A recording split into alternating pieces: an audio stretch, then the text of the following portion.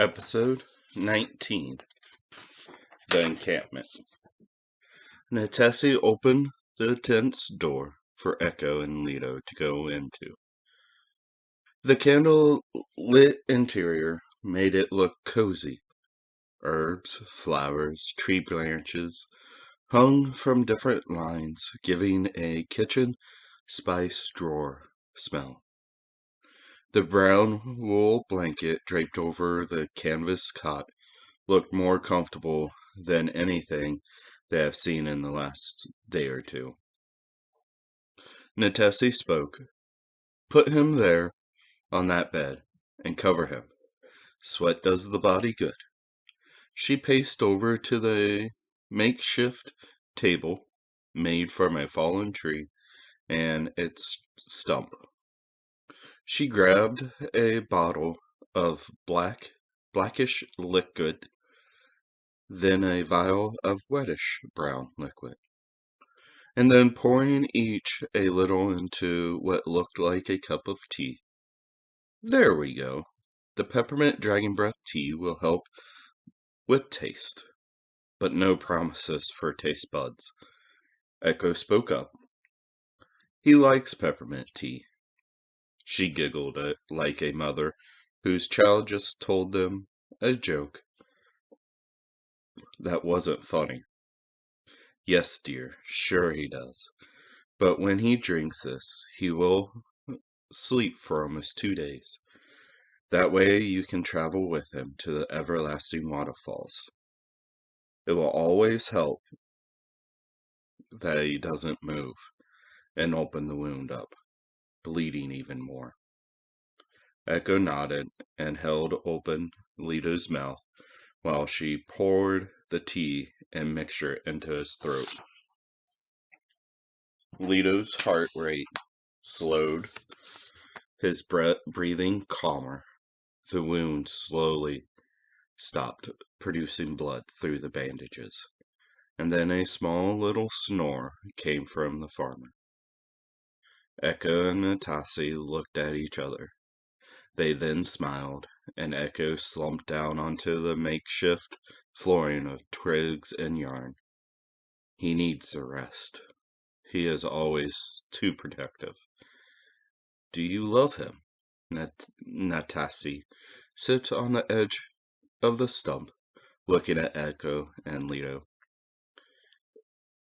It is not like that, Echo looking down at his feet. You can uncover your head. The sun won't reach you in here, Islander. And the truth is something to think about. She smiled. He lowered his hood, but not his face covering. I owe him my life. He saved me from doom and gloom, one might say. In return, I pledged my loyalty to him. Then years went by, and now it is friendship that goes beyond words. I see. Not a romantic love, but a friendship love. But you still love him.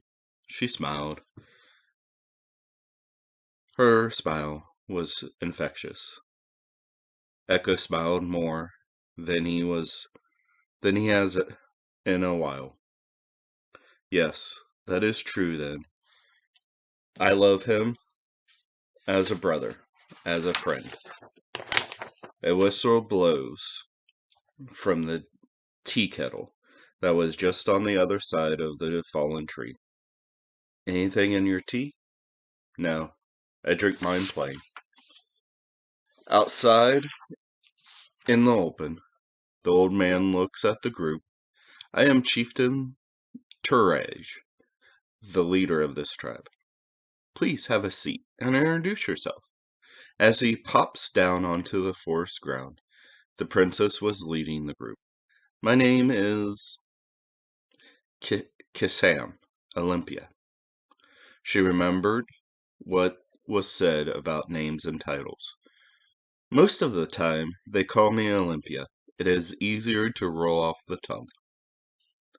I am Chalice, and this is Love.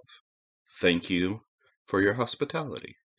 Chalice looking at Love with a smile, then running her hand through her hair, exposing the elven ears. As quickly, like a reflex, she tousled her hair to hide them. The chieftain had a look of pure confusion. My dear, your ears are lovely. You shouldn't hide them. Love reaches over, running her hand through Chalice's hair as Chalice's eyes close for just a moment. I am sorry. We have traveled far. Her ears now uncovered, while Love sits behind her, weaving Chalice's hair into a braid. The princess smiles at the two of them, and so does the chieftain. The princess speaks up. The two in the medical tent are Echo and Leto. Leto's the hurt one. Our friend Altef is on the outskirts of the camp. Like Chalice said, we have traveled far and came upon something that wounded our friend and caused him to bleed a little. As she was speaking slowly, mist of reddish-orange waves gracefully leaves the chieftain's hands, wrapping around the campfire and up to the warthog. Thank you for trusting in me and my tribe. We like to travel and meet new kinds of individuals, ones who carry so many weapons. I must ask, are you ones that are without? Chieftain's head tilts, looking around at all of them. Olympia speaks up. Ones without what? Chieftain giggles. Without potentia, the way of life here. No, we are not without potentia, but we travel differently than most. She spoke like she was talking to her brother. Then perhaps you show me a little, please, just for my curiosity. His smile left his face as two individuals stood by his side. These two looked almost the same, with their black hair braided with golden beads, their eyes a yellow tint, their armor leather for mobility, and no weapons. These looked like twins, one female, the other male. Chalice smiled and then laughed. Olympia, they are not as friendly as we thought. Those are guards, not simply go lucky like the chieftain wanted us to think. He smiled and cracked his neck a little. No, we are simple. We just want to know why you travel with weapons, if you can use potentia. Love's mouth tightened as she spoke. I am one who does not show off for sport. But if one of your tribe crosses us, you will find out why we travel the way we travel. Her hand crackles with blue-white lights as she sends a bolt of energy at a tree nearby. The energy cracks into the bark with a burst of electrifying display. As the smoke clears, the sound of sizzling away. A hole the size of a turkey is left, and able to see through to the other side. The two guards erupt into a guardian pose as at the side of the chieftain, who is giggling so much that he snorts. Okay. That was way too much showing off for one who doesn't show off. I thought you would do something tiny, like make flames dance or the water boil, but where did you harness that power of lightning? The chieftain's still giggling at the sight. Love looked at him as her eyes turned back to normal. What do you mean? Something tiny. That was tiny. Oh dear.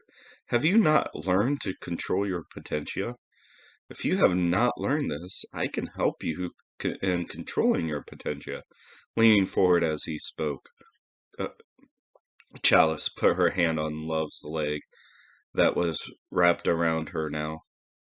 That would be good for you to learn. Love loosens her jaw. I don't know. I have only known the fury that is within me. The male guard speaks up in a raspy voice. He is a good teacher and a good listener. He has taught my sister and I from when we were but little ones forgotten by our tribe, because our potential is within us. It helps us move faster, think on our toes, and that is why we are guard of the chieftains. Altuf perched on the proximate tree trunks, studying the forest and clocking anything different. He noticed that the leaves are shades of greens and yellows. The trees themselves seemed to vibrate with life. The ground smelled fresh and undisturbed. Sounds of birds all around, not just in the distance, are scattered when something like him is around. This is peaceful, almost too peaceful. As sizzling through the air over his head, deafening sound of blue-white light scorching its way through the neighboring tree trunk, leaving a peacock-sized hole in it. What in the peacock is going on? Altov gains his composure and slowly draws his sword, looking towards the camp, waiting for any signal.